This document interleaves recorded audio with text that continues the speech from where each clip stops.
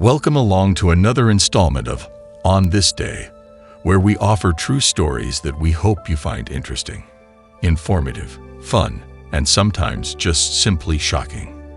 Today's event is about Pamela Smart, who was accused of conspiracy to murder her husband with help from her very young lover. An intriguing story that has all the hallmarks of a movie. The affair, the murder, the money, and the ensuing controversy. Let's not waste a moment. Let's get into it. So, before we get into the scandal and the crime itself, let's take a look at the early life of Pamela Smart and events that eventually led up to that fateful night.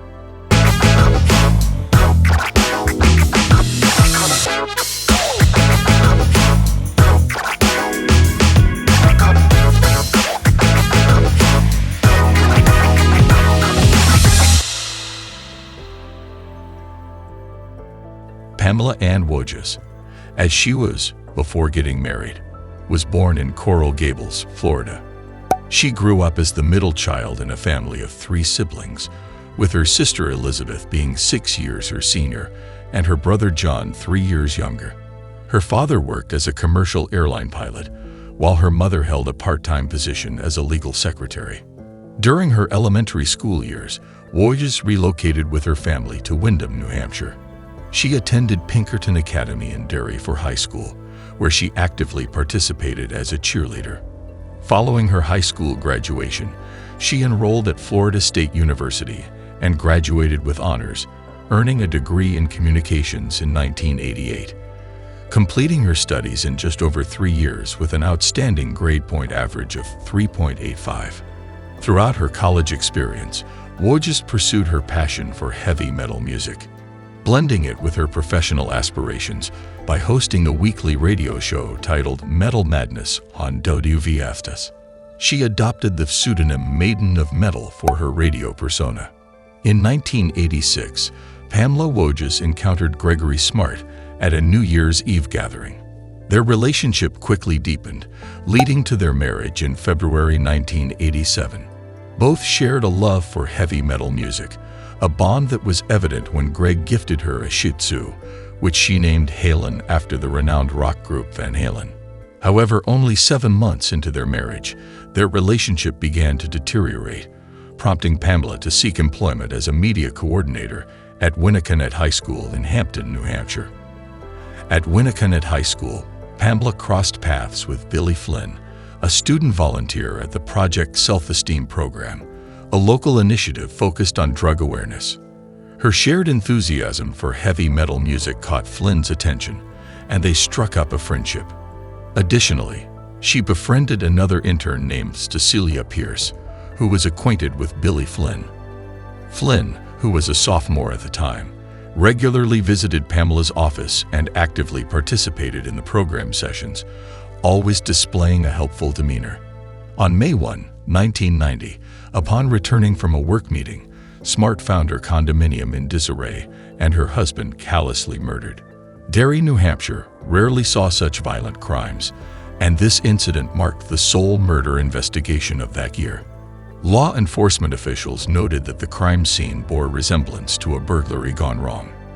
Behind the scenes, and on a more personal note, the local gossiping tongues were wagging, as Smart faced allegations of being involved in a relationship with 15-year-old William "Billy" Flynn.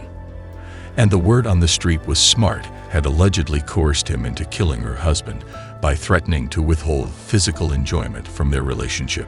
Flynn, propelled by a toxic blend of adolescent infatuation and manipulation, entered the Smart residence armed with a deadly intention.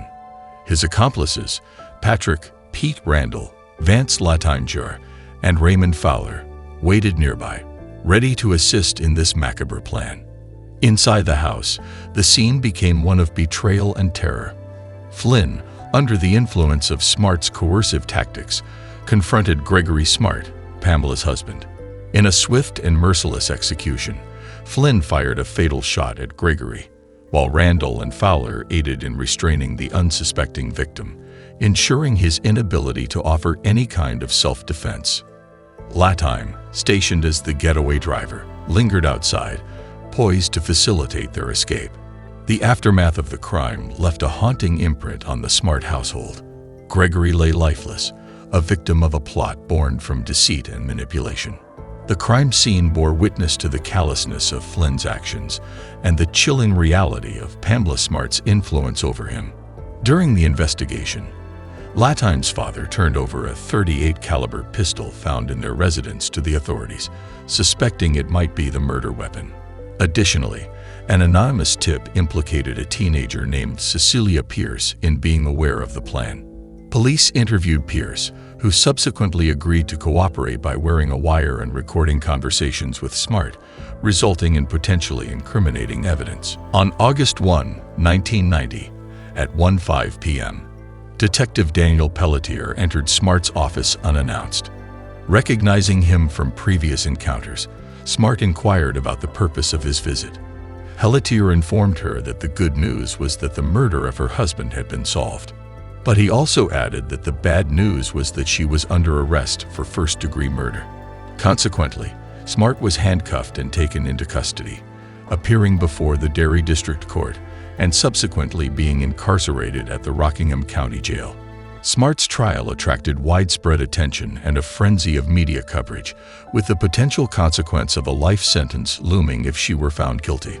Commencing on March 4, 1991, Assistant Attorney General Diane Nicolosi characterized the teenagers as vulnerable victims manipulated by an alleged evil woman intent on murder, whether that be true or not. The prosecution portrayed Pamela Smart as the calculated mastermind behind the crime, asserting that she seduced Flynn to orchestrate her husband's murder, purportedly to evade a costly divorce, and also the extra benefit of profiting from a $140,000 life insurance policy. Motive indeed. During her testimony, Smart admitted to an affair with the teenager, but maintained that the murder was solely instigated by Flynn and his accomplices in response to her expressed desire to end the affair with Flynn and reconcile with her husband. She vehemently denied any involvement or prior knowledge of the murder plot. Despite Flynn's assertion of love for Smart, witness Cecilia Pierce testified that their relationship initially appeared platonic, noting a noticeable shift around February when Smart confessed her requited feelings for Flynn.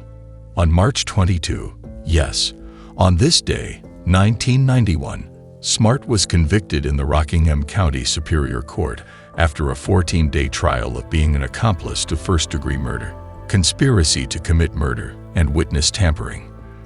The conviction largely relied on the testimony of her co-conspirators and recorded conversations where Smart appeared to contradict her claims. Smart contended that media influence tainted her trial and conviction. Although capital murder charges were an option, the prosecution declined to pursue them. Consequently, later that day, Smart received a mandatory life sentence without the possibility of parole. Before pursuing her federal appeal, Smart had exhausted all avenues of judicial appeal at the state level. In July 2005, the New Hampshire Executive Council unanimously rejected a pardon request without imposing any specific conditions as requested by the governor. Smart's longtime attorney, Mark Sisti, argued that the elected council brushed aside her chance at freedom, spending no time discussing her voluminous petition, which included many letters of support from inmates, supervisors, and others, before rejecting her request. "We will not stop our attempts to free Pam Smart," Sisti said in a statement. Smart can refile a petition with the council every 2 years.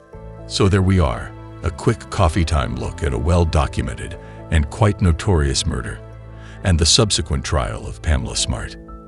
As always, thank you for joining us on this day. We always appreciate a like or share to help the channel grow. And if you would like to see more stories that cover a wide range of topics, such as pop culture, movies, sport, biographies, true crime, or even tragic events, then please feel free to subscribe for more of the same, as we upload new content every day. We're always interested to know what your favorite kind of topic is, so if you would like more shocking, funny, or biographic material, please let us know in the comments, and we'll even give you a mention in the video we make for your entertainment. Once again, Thanks for watching What Happened on This Day, and we will see you in the next one. Until then, take care.